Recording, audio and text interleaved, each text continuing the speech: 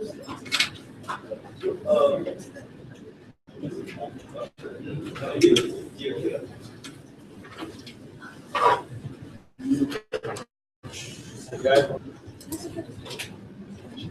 All right, we good?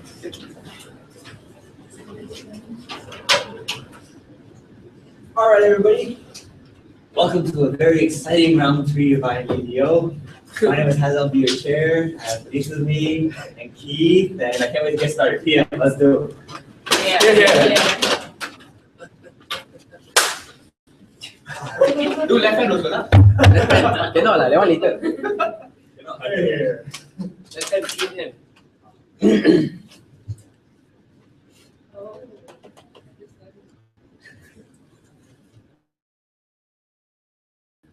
Ladies and gentlemen, himself in astronomy,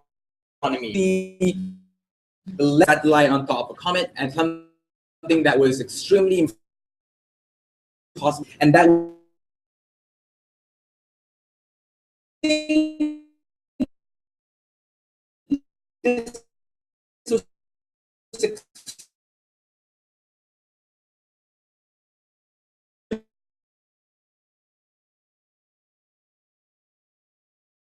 countlessly shamed, receiving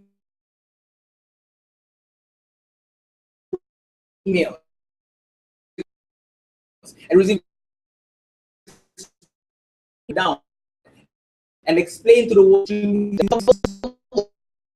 also wrote sorry to a the victimizing empathy on a certain expressions that one was extremely harmless to begin with, and one was to a very wide extent was not even intended to make. And because of that, ladies and gentlemen, this is a value judgment debate in evaluating whether the shaming and the dehumanization of Matt Taylor himself was right, whether it happened or not, and we think that it brings much more harm as compared to any benefits towards this shaming that side may want to propose. No, thank you. And the stance that's coming from this side of the house is simple. We think that social progression will be harmed in not just feminism, but also in the scientific discoveries within society with this very shaming.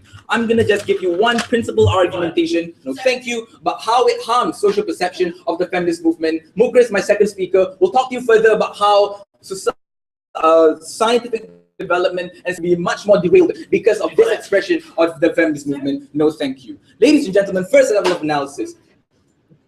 Specifically, the feminist movement calls for the equal treatment of individuals, males and females, and to halt any forms of objectification to these women. They seek to halt the culture and the habit that breeds this particular culture. No thank you. And that's why we think by that instance alone, they have failed. No thank you. So let's look exactly about Matt Taylor in this particular debate. We think that firstly, ladies and gentlemen, that shirt itself was just a very harmless expression because of the fact that he never wore that message or to explain the message to people about what he truly believes in. No thank you, ladies and gentlemen. Rather, it was just a form of apparel that he put upon himself as just another means of dressing up, just like on how we should have a choice as to what clothes we wear or what clothes we choose within the cupboard, Mr. Speaker. No thank you. And we think, ladies and gentlemen, especially considering that he did broke down and cried afterwards, so that there was no explicit intention whatsoever as to any expression or any glorification of a particular expression. And we think that's extremely important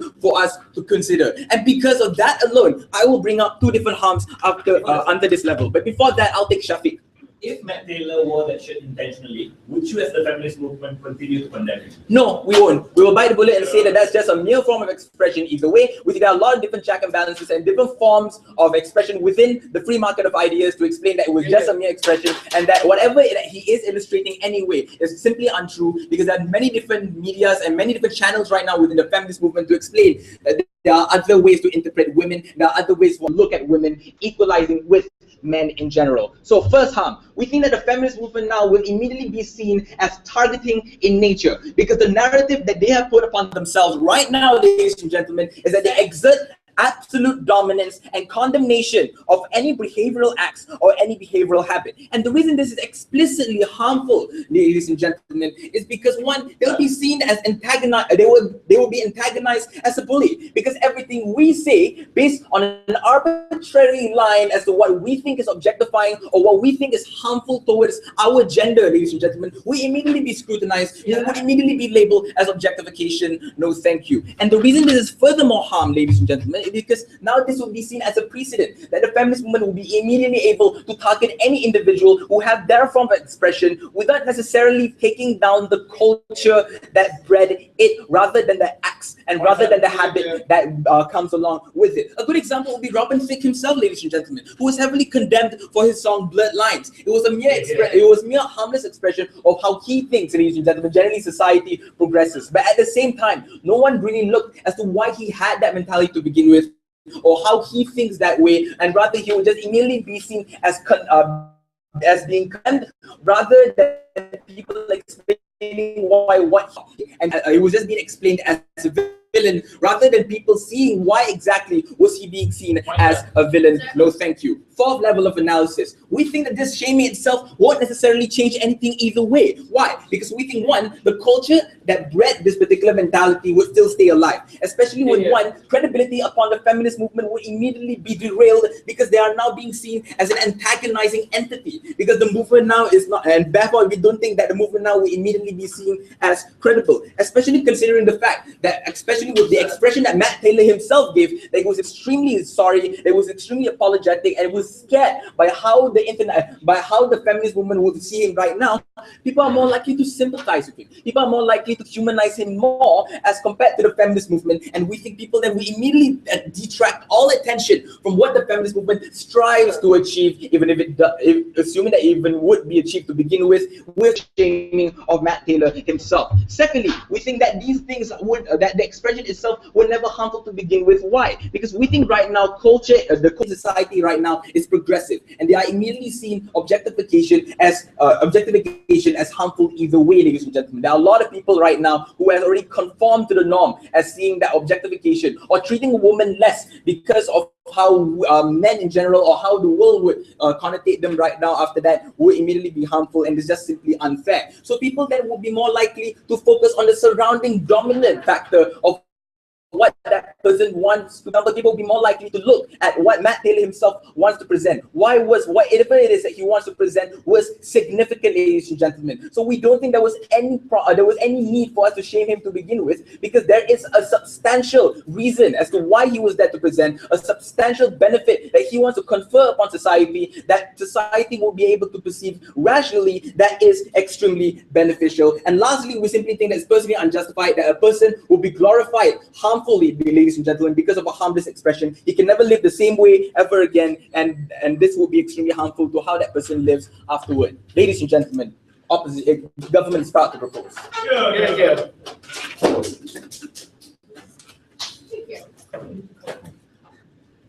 thank the Prime Minister for his speech and call upon the new opposition slide off screen. At the point where the crux of the case of OG is that it's mere harmless expression, their case cannot stand. Let's look at the three rebuttals that I have. Firstly, on this idea that you paint feminists as a victimizing entity that solely portrays people as antagonists or victimizes people, because that is their argument, right? Matt Taylor didn't intend Tshirt to shame women or to put women down.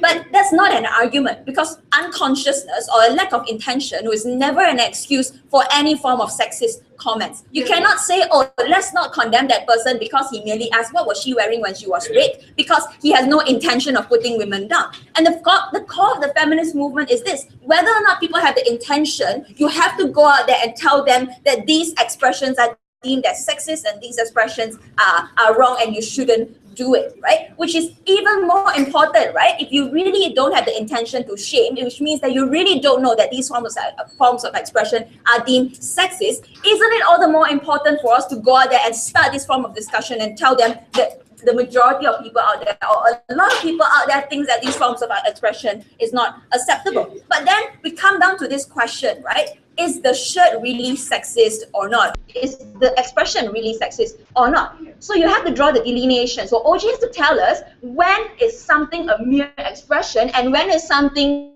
legitimate sexist. That discussion has to exist because there are expressions. You have to concede to the fact that there will be some expressions that are really sexist. For example, women just can't drive. For example, maybe some people think it's true. For example, you know, women who dress sluttily deserve to be raped. Those comments are explicitly or objectively sexist. So where do you draw the line? We think the drawing of the line of the determining of what is sexist and what is not has to come from discussion, and those forms of discussion can only be allowed when you don't regret such discourses, when you say that it's okay for people to come up and shame Matt Taylor for these forms of expression. Second idea, the misrepresentation or the idea of you setting a precedence that, you know, in future a huge number of feminists will just start condemning people for small things. But even right now, there's also a huge number of feminists who are standing with Matt Taylor and providing a counter narrative and saying that this shaming is wrong, which is wrong for you to regret that the starting point of that discussion, right? So if your argument is that this precedence will go on and continue in future, we will also say that the counter narrative will also gain traction and move on into the future. Lastly, this idea that you're ignoring the bigger discussion, you're ignoring, you know, the bigger problem or the future trend or the institutions. That is exactly my argument. But let me rebut it first. He said, we will argue that it's only a starting point because Matt Taylor is only the embodiment or the enshrinement of a much bigger problem in especially the science and technology industry. Yeah. But people are more likely to look towards your bigger problem because Prime Minister conceded himself that people are more likely to look to what Matt Taylor wants to represent. People are more likely to look towards what are the bigger principles and what are the problems underlying. If you never started that form of discussion, you can never have that form of discourse. I'll take you. Yeah, so regardless of cognizance, whether he intentionally or unintentionally wore the shirt, what was exactly sexist to the point we needed to shame him? That the t-shirt was printed in such a manner or that a man wore it? No, our burden is not to prove that the shirt itself is sexist. Our burden is to merely defend the starting point of that discourse that leads to us eventually determining whether it's sexist or not. Yeah. So whether or not he intentionally do it or whether or not the shirt is actually sexist, it's important, right? Because even if our end conclusion that no, the shirt is not sexist and people are just overreacting, that conclusion can only come if your shaming come about at first, then you provide that counter narrative, right? So this is my argument. I'll talk to you about why Matt Taylor is essentially just an embodiment of what is the bigger problem, the underlying problem in the science and technology industry. 3 levels. First, when you look at science, technology, electronic, and mathematics, right, STEM industries, it is essentially, even in today, it is still male-dominated. Especially when you look at Matt Taylor and the group that he's working with, astronomers, right, highly concentrated males in that industry. And when you day in, day out, you're working with solely males in your office or in your labs. There's a fossilization of the male identity as superior, because especially when you look at science, an epitome of the expression of science is that when you can send a comet, and that is such a huge importance, and all the faces that you see are male dominated. We think there's a fossilization that man is superior identity there, and it's a self-entitlement that keeps reinforcing itself, which means that all these past years, men have gotten away with the idea of have gotten away with being less sensitive because they are never included in the mainstream discourse, because they're never included with this kind of discourse as to, you know, what you do is sexist or not because it's solely male dominated. But on the second level, science, no, the nature of scientists is that they never had the obligation to engage with such social discourse because they can always have the high ground to say, our burden is to solely do scientific experiments, our burden is to solely venture into science and science alone. You leave these scientists to live in enclaves and to deem themselves as not responsible for the social realities out there. But this discourse, when people start shaming Matt Taylor, you draw attention to the much bigger problem that is in the STEM industry. You draw attention that scientists can no longer just shield themselves using the scientist bill and say we have no obligation towards the social reality, towards women who are shamed out there. But third level, we think the science club is very exclusive, right? So not only is it exclusive to males, not only is it exclusive to smart people, it's only the rich and the smartest people who have access to the highest level of knowledge that is out there. And that is slightly problematic. Why? Because that means all the discourses or all the experiments or all the day-to-day practices that you have in the STEM industry is not open to the public to look and scrutinize and discuss, as opposed to pop culture like Nicki Minaj or Miley Cyrus, where everyone can just flood criticisms at them. But when you have science, and when Matt Taylor, this issue arises and people start shaming him, you draw the attention, that kind of problem that underlies the STEM industry that will never otherwise be exposed to the general public. This is why we agree and we think that it is okay. So even if shaming, even if these feminists are a bit overly angry, we think at the end of the day it is our burden as the feminist movement to leave this discourse out there for people to provide counter narratives and to assess for themselves what is right and what is wrong. We're very proud of our post.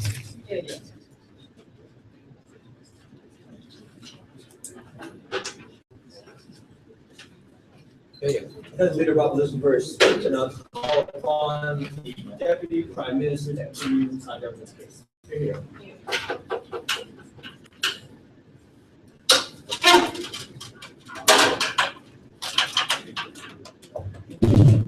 Oh my God.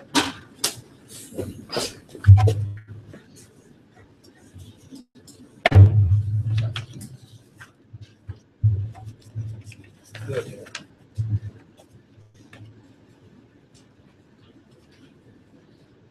At the end of this debate, you'll probably see two kinds of people within this room. Firstly, it's the people who did prioritize science first, and secondly, it's exactly who are these kind of feminists who really want to make a whole right about what feminism actually is. And we think that to the largest extent, that's exactly the inherent problem that lies within the current trends of feminism right now, that seeks to detract away the attention from what kind of scientific discoveries are being made day by day, especially when we have people such as Matt Taylor making a lot of things happen, such as probably not solving the equation of gravity, but landing a probe on a comet at right now, right? So before I move on, several levels of rebuttal, right? So the first level of rebuttal is this: is the shirt really an insult, and should this really be an issue, Mrs. Speaker?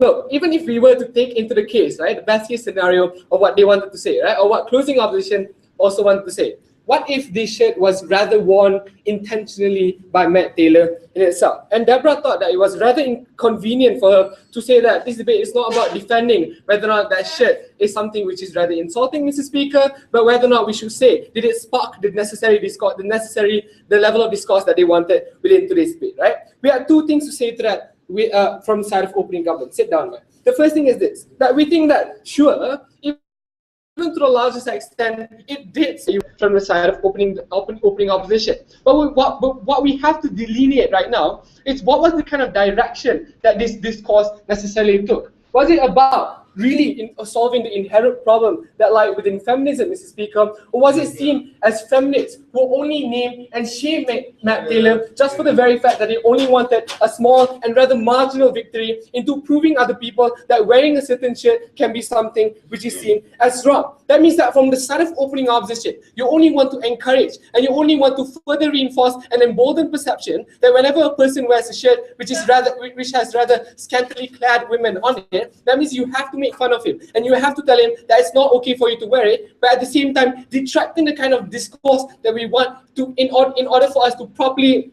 solve the problem of feminism in itself. But the second thing that you want to talk about is this, Mr. Speaker, that the exact discourse that you wanted within yours was the exact discourse that steered the attention away from the Rosetta mission in itself. And this is the first thing that happened then. Why?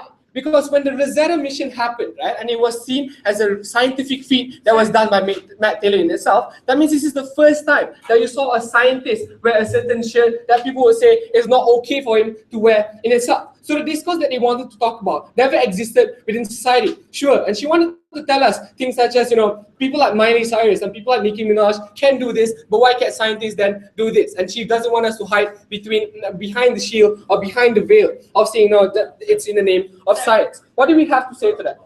Mrs. Sit down. What do we have to say to that? Firstly, is this. There are a lot more other instances where you can see feminism being blown out of proportions under other people within status quo. People like Nicki Minaj, like you even named it yourself, or even Miley Cyrus, Mr. Speaker. But what does that mean? That you also legitimize people such as Miley Cyrus twerking within the VMA stage, right? And telling other people that feminism is necessarily something that can be diluted just because it's a woman who is the one diluting the name of feminism itself and not really a man doing it. Even if he did not wear the shirt intentionally, Mr. Speaker, we think that to the largest extent, that proves one thing, that you only want to stay away the discourse right, exactly from the people who seek to do things such as, to land certain probes into comments in itself. Before I move on to my argumentation, I'll take mine. If Matt Taylor himself agreed that he was objectifying women and he would not have made his apology if he weren't shamed by feminists, so really who made the wrong move here? So, okay, but the problem is Matt Taylor already did apologize, and he did say that he did not intentionally wear the shirt in the first place. So what does that prove you? That firstly, the premise that you wanted to build is one where Matt Taylor has already apologized and said that he wasn't okay in intentionally wearing the shirt in the first place. But the second thing means this, that he only apologized because he recognized the very fact that landing the probe within the Rosetta mission was one that held more marital value than him wearing a shirt and telling just telling everyone within the face that it's very much okay for me to wear that shirt in the first place. So we have to acknowledge also the very fact that he did apologize and he did do something about it rather than telling them, so screw you, I still want to wear this shirt, that's what I want to do. So my first level of argumentation is this, Mr. Speaker, how it has necessarily derailed attention and undermined the value of the scientific discovery that the Rosetta mission has done in the first place. We don't think that this was any other ordinary debate as to what were the harms and benefits of feminism at home. We think that it has to revolve around what happened within Matt Taylor when it happened about a week ago or 2 weeks ago, right? It has to be looked at the very point, sit down, Shafiq, where the Rosetta mission gained global attention first, and later the name and shaming of Matt Taylor was later picked up after people found out that he wore that shirt. Side-opening government seeks to prove to you this picture, right? Would the value of academia or discovery be outshined by the detraction that feminists want to do right now? We think so. What it did, Mr. Speaker, was that instead of people putting more attention to the very fact that we landed or made a huge scientific discovery, they looked at the issue of Matt Taylor more at the very reason that why the issue is hot is because it's for the wrong reasons. It's because he wore a shirt that was against feminism. So the ability of society right now to now have this certain agenda-setting culture of telling other feminists that you have to win the small battles and name and shame Matt Taylor in the first place means that you never really solved the inherent problem of feminism, but you seek to make other people join in that battle. That means that firstly, it doesn't really stop there, but the inherent problem is no longer seen where feminism is about true inequality, where it's about the manipulation of a single individual who did apologize that he wore that shirt in the first place because you think you're right. But the second thing is this, that means you put more emphasis on feminism as to putting attention on clothing or small matters that don't really solve inequality in itself. So any behavior of you wanting it as a form of expression, Mr. Speaker, even if it's not intentional, is seen as an inherent objection towards inequality and feminism in itself. But thirdly and last thing is the feminist movement becomes less receptive towards the scientific community there. Because it doesn't just stop there. People will probably find the fifth dimension one day or solve the equation of gravity. But that means that feminists will be less receptive towards the scientific community in itself, because you also devalue the value of science as to what is the current issue that should be provided more marital value rather than just feminism right now. We think that this debate has to be looked into why we have to analyze what exactly happened a week ago towards Matt Taylor, Mr. Speaker. We think that there are more harms than benefits for today's debate. We hugely and deeply regret the fact that he did have to wear that shirt on that very fateful day. Thank you. There you go.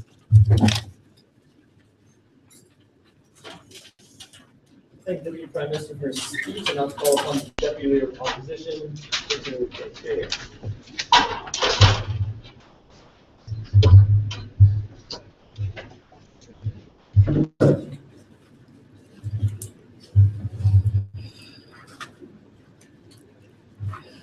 take Yet opening government cannot conveniently discuss on what happened, and this is in particular the apology, without discussing what exactly led to this apology in the first place. Who are the ones that caused him to apologize and actually see the wrong in his actions, right? It is the feminist movement in general, right? And we believe that this is precisely why we don't regret the movement in general, right? We think that the shaming is ideal and even for the feminists. This is what I'm going to do, right? I'm going to give you one point on how it forwards the feminist ideal in 3 different levels. Before that, let's tackle the problematic things that came up from opening government. Because the very big stance that they took onto this debate is to prove to us that somehow this issue will derail feminists from scientific researchers. We have to ask ourselves, is it true in the first place? Because does this author shame him, they will pay more attention to what he's saying. That's a false characterization.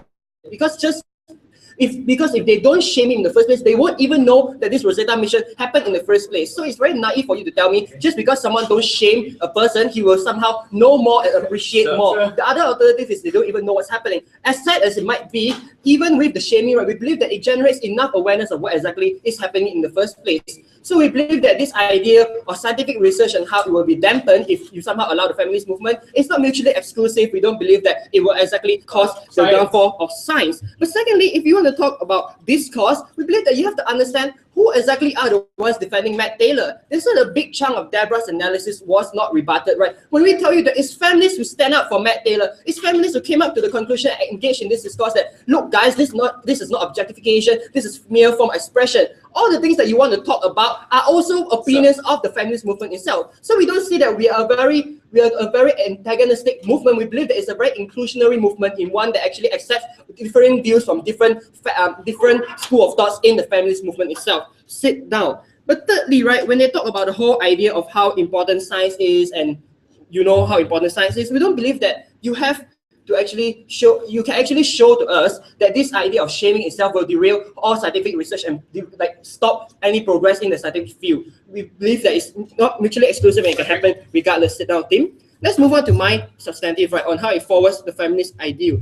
Firstly, on the first level, on the idea of diversification, because you have to understand what exactly is the feminist movement first before discussing about it, right? We believe that this characterization is missing. We are going to provide it to you. We believe that the feminist movement has came a long way since its inception in the early centuries, right? We see that there are 3 different waves of feminism. The first wave was definitely about suffrage. The second one was about equality. But what exactly is this third wave of feminism that we are talking in status quo? It's all about choice, right? This is the stage in feminism itself where we appreciate each woman as unique individuals, and all of them are entitled to their own views. All of them are allowed to actually voice their opinions on whether or not that shirt itself worn by Matt Taylor is a form of objectification. They're also entitled to actually defend him and say that, look guys, this is exactly not what objectification is about. This form of diversification is actually very good because we believe that all of them have the same goal at the end of the day, to embolden the idea that females in society have the idea and entitled to their opinions and what they voice out about what exactly happened to them, right? We believe that this form of discussion and this form of discourse is very possible only under our side when we allow them to voice their opinion and not shut down them completely when we regret and say that they are not allowed to shame in the first place. Sit down, guys. Secondly, on the idea of discourse, you have to understand now what this shaming of Matt Taylor has shown us, that there are very 2 schools of thought in the feminist movement itself. One that fights for sexual liberation, right? Those that will actually protect, those who actually support the idea of sugar babies, those who support the idea of portrayal of women, like for example Nicki Minaj and Miley Cyrus. We also have another group who's against objectification.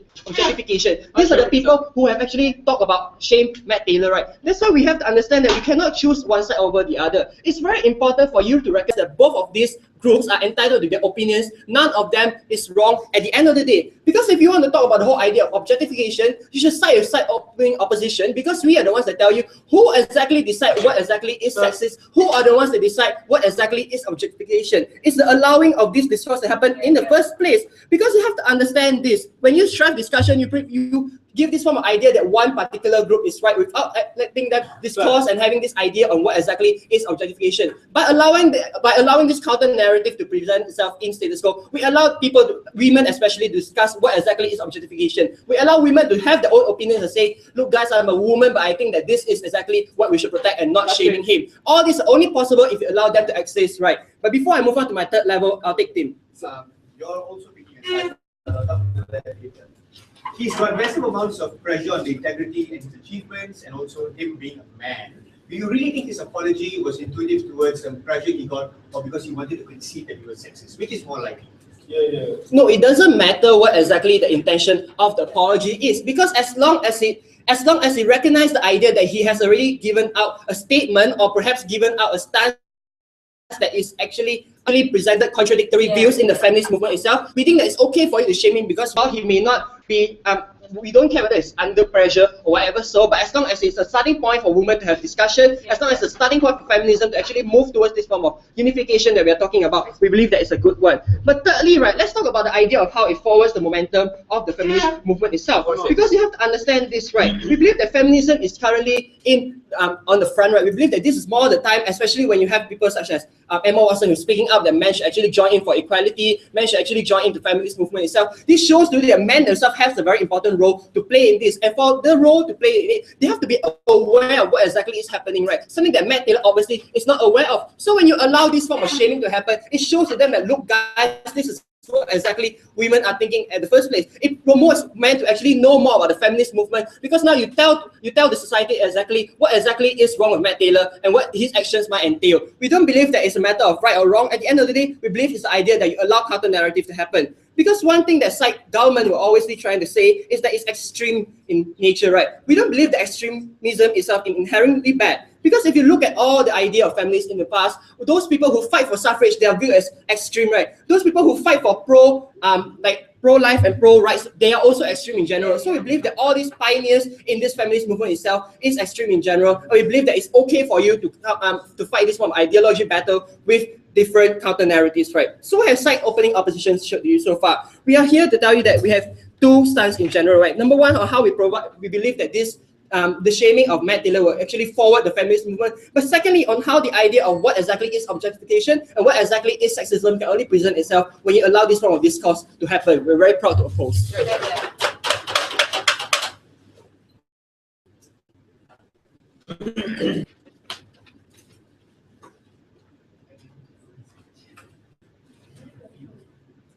Thank you, Leader of Opposition, for his speech, and I'm again closing path for debate. I invite the member of the government. Here it is.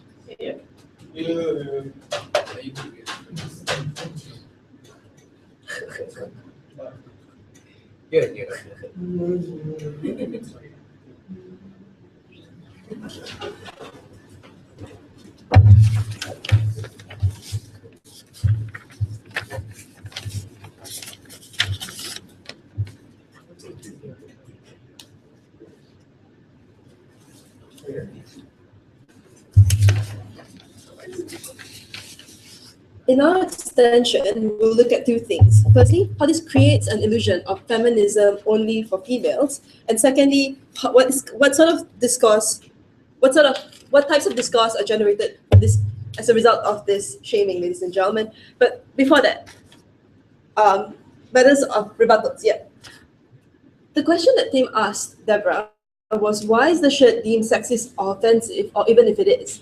But this side of the house can't even tell you if it is sexist or what are the true reasons as to why you would deem it to be sexist. They said, we don't know, but we'll pay the price anyway, because this will still create some form of discourse, and discourse creates counter-narrative, and counter-narrative allows you to decide whether or not it was a ridiculous or unjust claim. But then secondly, she says, this will also shed light onto the plight of women in astronomy and science. But we tell you, ladies and gentlemen, this debate is not about scientific social obligation, because we tell you the science community very much celebrates females, that you also see with Madame Curie and whatever not being celebrated very much so. But this debate isn't about that. What this side of the house wants to do is that they're willing to distort and undermine an individual's career and an individual's life work in science, ladies and gentlemen, and traumatize him enough for him to apologize and cry on stage, ladies and gentlemen, all to determine whether or not this narrative was even ridiculous or was it even justified to begin with, because they have no answer as to whether it was sexualized or whether or not it was, but they said, we'll do it anyway. We tell you that it's particularly why it's harmful to the feminist community, and particularly harmful as well when it comes to an entire movement and trying to get or fight for the rights of females worldwide. Now let's move on to my arguments. The other rebuttals to be integrated. Sit down. Firstly, how would this create this illusion of feminism only for females, ladies and gentlemen? Because feminism, especially in Western liberal democracies, have already changed. The sort of fights that you want to do is also a lot different. It's now about a celebration of choice on all ends. Patrick was right and spot on when he said it was about diversity and so on. But it's also multifaceted and it's very complex, because you don't just look at things like full sexual liberation, but you also look at things like the right to abstain from sex, the right to even be a housewife. It's so much different causes that they're fighting for, like breaking glass ceilings, to try to change calculus of perspective in society and the construct of society. It's complex, ladies and gentlemen. It's diverse. It's something that we all agree to do so. But what you're ultimately doing in this paradigm is you're creating, by shaming Matt Taylor, you're trying to confine the views of a man to only one particular view, because there's no true choice. If you try to dictate what a man can and cannot do, or a man can and cannot celebrate, especially when it comes to regards the celebration of the choice to dress or not to even wear within the circumstance. Because I like looking at somehow they say, I like to look at naked women as well. That's something that then seen differently as well. So it's about a matter of perspective with regards to this as well. Because in order for them to be accepted by these groups, it's somehow rather arbitrary, because what is truly deemed to be offensive, ladies and gentlemen, we have to recognize is sometimes subjective, and it's also emotional as well, because it really is a matter of perspective, and it's really dependent on the kind of who has the louder voice with regards to this circumstance. So now, sit down. Why is it sexist, ladies and gentlemen, when there are already pockets of society that choose to celebrate the choice to dress like sluts? So we think it's hypocritical when you have one pocket of feminism trying to fight for this, and then another pocket of feminism condemning it when some man that's wearing it. Because if the same woman was to wear the exact same shirt, they would not. With this, we tell you, circumstance must always act like the moderate individual. They always have to feel like they're walking like eggshells. Because then if you do, then you seem to be not, or you seem to be sexist within this circumstance. We tell you that this is particularly why it's a movement. You want to check as much voice as you can to be seen to be as reasonable, as moderate as you can within the circumstance. Before I move on to my second idea, yes. You can't have your cake and eat it. You have to have a clear position. Will you be okay if Barack Obama came out and wore a T-shirt with a naked human form? Yes, because it's really, even if he was to celebrate this, we tell you that that's exactly why it shouldn't be seen to be offensive. Because individuals and men can have the right to stand up and say, I agree and I believe in the right of women to not wear clothes, ladies and gentlemen. And we tell you that that's the next facet, and that's what feminism is supposed to be. It's not about what seemed to be offensive by certain individuals, because the same sort of individuals on the other extreme platform will be celebrating this as well. But we tell you that this creates a moral dichotomy, and that's exactly why this argument or this question doesn't stand. Because it seems now that men have to celebrate and fight for the cause only in the way that women choose to be so. You have to be seen to be moderate, and you have to be seen to be probably a guy in a suit talking about why women need to be doing this as well. So you either have to follow safer protocols, ladies and gentlemen, and men cannot choose to say, I support prostitution, because it could be deemed to be seen as, ooh, he just wants sexual gratification, as opposed to him being seen as celebration of the choice, because that's exactly what Deborah said in her argument.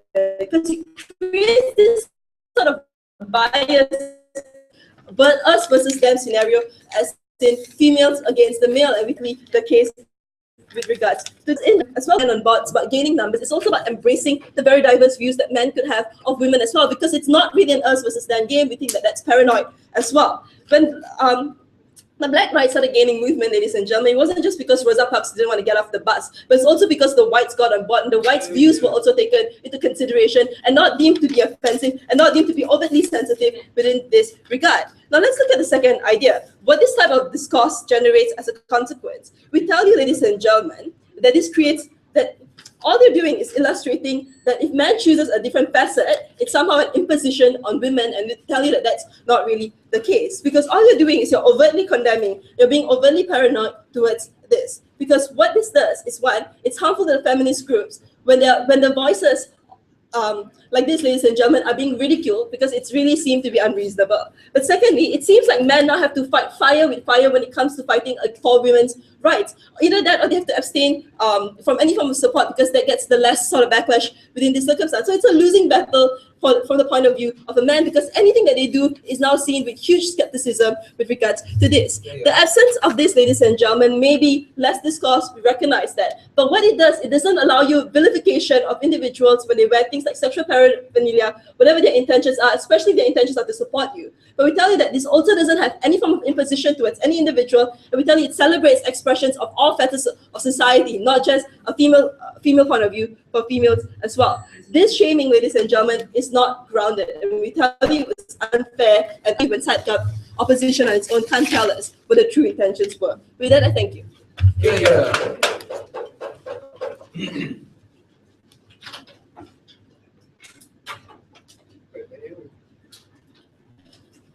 Next member of government for a speech, and I'll call on the member of opposition, Jamie Coleman's.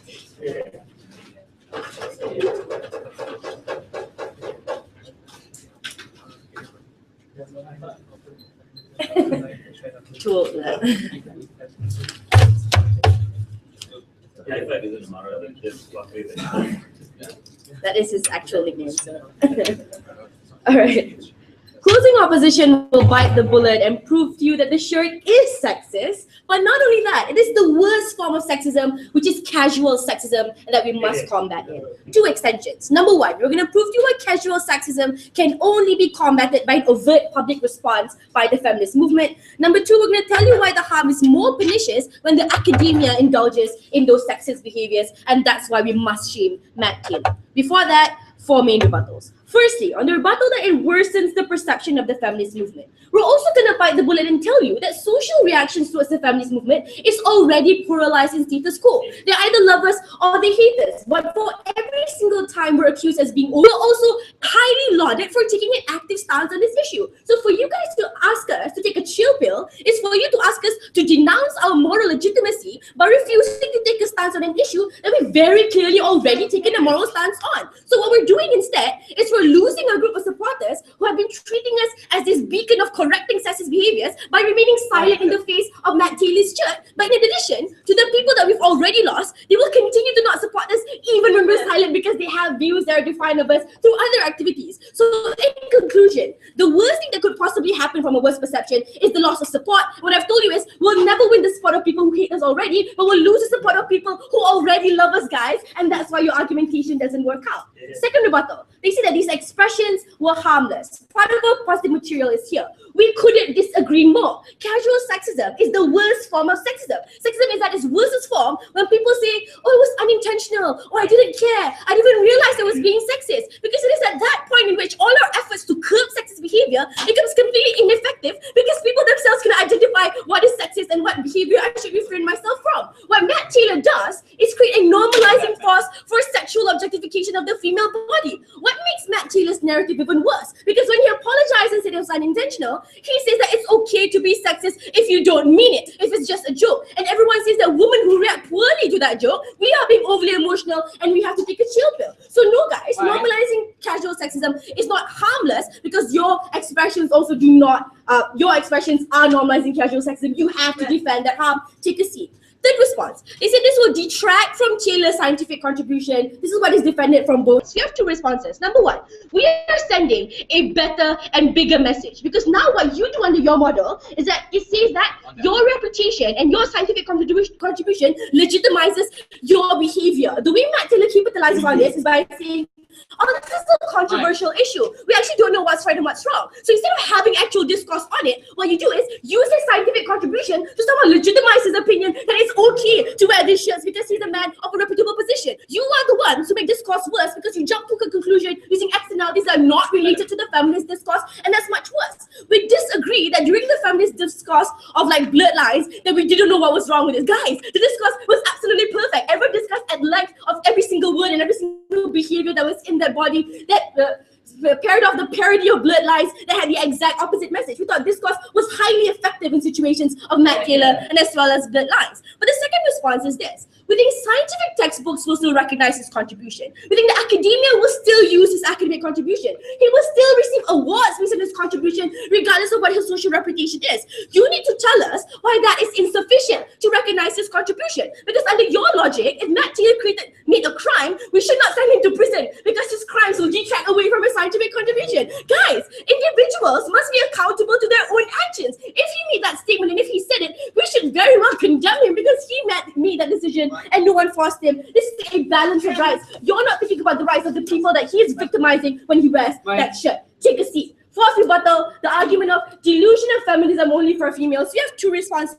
Number one, they say that Taylor was only shamed because he was a male and that's unfair. We say yes. That's why we should shame him, because gender perspective changes the narrative of that shirt. If a woman wears that shirt, owning her own body, but if a male wears that shirt, then he is owning a female body, and female autonomy is significantly undermined, guys. So they are the predators of that patriarchy. Therefore, messages are significantly different depending on the gender that wears it, because this is a gender issues. But we disagree that it excludes male participation, because males can also support females who support sluts and wearing sexy things. So it doesn't exclude male at all. So just because the mythology is different, it doesn't undermine discourse, because males can still support females wearing those shirts and therefore agree with those very narratives that you said he wanted to agree, and therefore discourse is also not skewed. But secondly, take a seat. They say what is offensive is subjective. We think in some scenarios it is indeed subjective. In the context of Taylor, it wasn't subjective at all. You guys then have to defend how sexual objectification of women is somehow subjective, when Matt Taylor himself undertook the burden of apologizing by saying he was objectifying women and extremely apologetic regarding it. So we don't see how defending sexual objectification being positive is something of a burden that you discharge in this particular debate. Before I go on to my extension, opening. Rape, female trafficking, and all the criticism that comes along with it is proof that awareness is there. Why is the shaming of Matt Taylor necessary with the very little meaning as a result? The lack of value. Exactly my first extension. Why must casual sexism be combated with an overt public response to two levels to this, right? When a public figure practices casual sexism, especially if it's reputable, that's when you catapult the cultural element of casual sexism. You normalize societal behavior that people can make sexist remarks or act in a sexist way, and we cannot say anything about it, because if you do, we are making a poor emotional decision. If we do not respond to this behavior, that in itself constitutes social acceptance of this behavior. If the female reporter doesn't respond, everyone watching the video and having a tiny lingering voice that makes you uncomfortable, feels that their opinions are diminished, maybe it isn't a big deal, maybe I am the one who's being sensitive. Why is it the worst possible problem? Because women themselves are no longer empowered to defend themselves when their opinions are not accepted by the rest of members of society. But secondly, the group of people who are most likely to pass this casual sexist remark are empowered because they genuinely believe nothing they said was wrong. Guys, on the second level, this must be an overt public response, because casual sexism is shrugged underneath the rug when it is the biggest issue we need to face in gender equality. The political strategy of the movement must be one that capitalizes every unique opportunity of sexist behavior that comes in a public platform. Because if they call out normal members of society, there's no impact in altering social behavior, because there's no media buzz attached to this individual. To spread awareness and to tell girls in society that you need to continue this behavior, calling out casual sexism in your personal lives and having a holistic battle against sexism, we need to tell them in a public platform that these individuals are wrong. That's when you get the kind of changes you want. Secondly, why academicians in particular? The opinions of academicians is such that we think their opinions have a rational thought process, are the most objective in nature, and the academia is highly trusted. What we do is shed light that even the best of us are not impervious to casual sexism, and these people do not legitimize the means of casual sexism. It forces every individual to be introspective. Do I actually practice casual sexism in my everyday lives? And that's when you get the largest holistic response, because these are wrongs that people don't realize they're even committing. And that's why we must put people with a high and positive, reputable position down, because they should not continue this. Everyone should not continue this. Let's make casual sexism our biggest battle in the postmodern feminist world.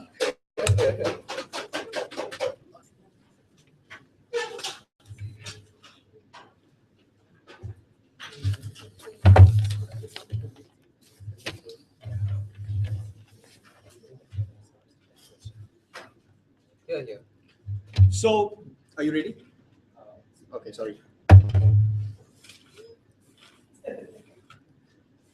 This is being recorded.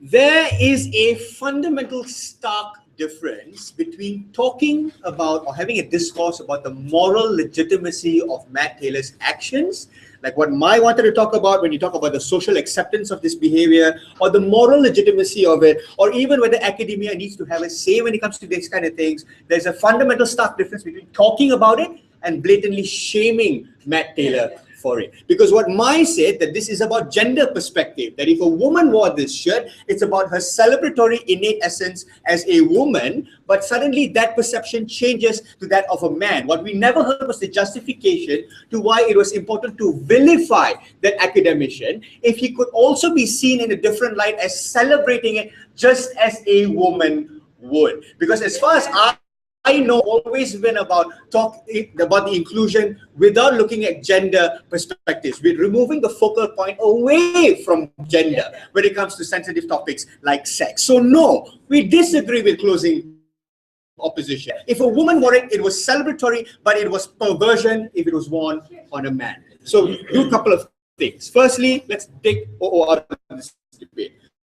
They ask, what is sexism? Sexism is when a woman, when you say her clothes, what she wears is meant to rape her. Those are all impositions from the male-dominated community on women, telling them how to behave, how to alter their lifestyles. That's sexism. There was no sexist remark or no sexist dichotomy drawn from opening opposition to even suggest that. What was more impervious to that, what they said was, we don't know if it's sexist. Let's have a discussion. Let's ruin a man's integrity and all that he's worked for, because the discourse to be happen to have at the end of it to find out if it was sexist is important. I'm sorry, if it comes down to that moral judgment call, I'm more than happy to side with Matt Taylor's integrity rather than shaming him if you don't know it's sexist. Sit down. Then they told us, and this is where Patrick loses the debate for opening up. He said when it comes to the idea of the feminist ideals, there are the liberals and then there are the conservatives, right? The ones who don't want to be sexualized, and we need a counter narrative. Patrick, what counter narrative do you have today when Matt Taylor has cried on public television, surrendering to the massive amounts of pressure that he's had on his integrity because he was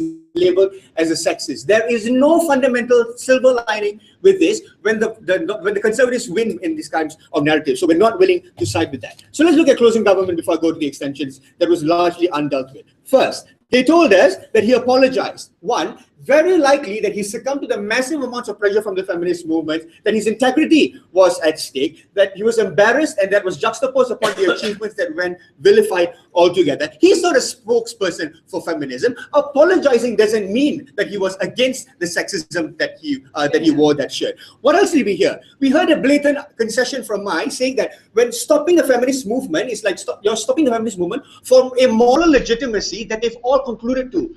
The very existence of the various facets of feminists in the first world proves that the moral legitimacies vary from one group to the other. That's why these multifaceted feminists can't agree on the certain moral legitimacies of whether they're conservative or liberals. There is a dichotomy when it comes to no one single sexism. It sounds very nice, it's just two together. Now, presence or otherwise, that the intentions or the repercussions of him wearing that shirt have naturally been born out of the male patriarchy to show or to fundamentally oppress women or to send the message that women should be sexually objectified. We can't agree with you. What we would rather side on is to err on the side of caution, that men can too be part of that celebratory instance, that men too can join that feminist ideal where it shouldn't necessarily be seen as perversion, when there's a concession from closing opposition to say that the reason why this is an issue is because Matt Taylor is a man, otherwise it would have been seen as a celebration. That is the moral dichotomy you draw, where you blur the lines of feminism and you paint the picture that feminists are not inclusive, that men can only make choices to celebrate women in methods of moderation that are far more acceptable because women don't want the dichotomies and they don't want that inclusion. I'll take closing. If we celebrate Matt Taylor, we celebrate male ownership of female sexualization, which is something that all feminist movements fight against. Is there a possible way to have this one without saying he was wrong? I'll win the debate by answering this. I'm not talking about celebrating Matt Taylor. Don't shame the dude. Don't vilify him in a public media like calling him a sexist when you can't even recognize the blatant sexist lines there. I'm not talking about celebrating Matt Taylor as a man who landed a probe on a comet and say, yay, he's for naked women. This isn't about the celebration of an action. This is about the vilification of a man who did something he never realized to begin with. What you have are pockets of conservative feminists who have come up with this big hue and cry without recognizing that the shaming of this is a direct contradictory to the celebratory or the liberation or the liberal feminists that exist. That's the counter narrative that opening opposition want, but they're only willing to side with the conservative form of view that this was sexist. So what is casual sexism? What would we tell you from closing government? A couple of things. One, given that feminism is multifaceted and it's to the extent where there are various different views that are celebrated on different lengths, why is it that the male population in first world democracies cannot celebrate the sexualization of women in the same manner women celebrate that sexualization in the first place? Why does it have to be sexist or perverse or naturally dirty if a man were to come out and say, I enjoy naked women just as much as women enjoy naked women? This is the kind of vilification that we think is more from closing opposition, particularly when they refuse to deal with the extension when we talked about forced moderation. What they want is for the males to not do this because it's seen as gender bias. What you do by vilifying Matt Taylor because he was a man is you put the focal point back on gender again when we've moved past that for decades. The issue now isn't about whether it's gender biased or not. It is about the inclusionary prospect of feminism with bordering far beyond it just being about women celebrating what women want to do with their lives. It's about men having the ability to celebrate those choices as well. So regardless of whether it's cognizant or not, that was the debate. But lastly, we also heard from closing opposition that this was only an issue because it prompted an emotional, arbitrary response. What did they say to it? They said that this emotional, arbitrary response that resulted from conservative feminism was based on casual sexism. I really don't know what casual sexism means. Does it mean being sexist in a casual form? Perhaps.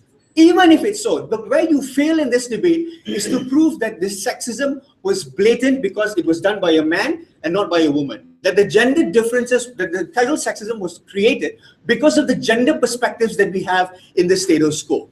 There is room for reasonable doubt. Could Matt Taylor, intentionally or unintentionally, been a champion of a woman celebrating the liberation of sexualization? He could have. So why do we shame him then? Yeah.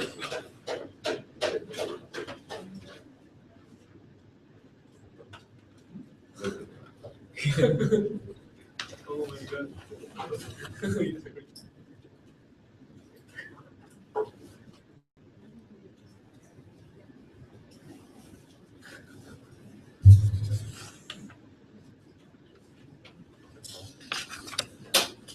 Let the government first please call upon the closing opposition whip to represent their case and the period. Yeah.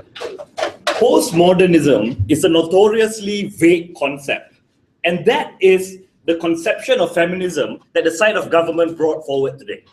They can't have their cake and eat it too, ladies and gentlemen. This debate occurs from the prism of the feminist movement.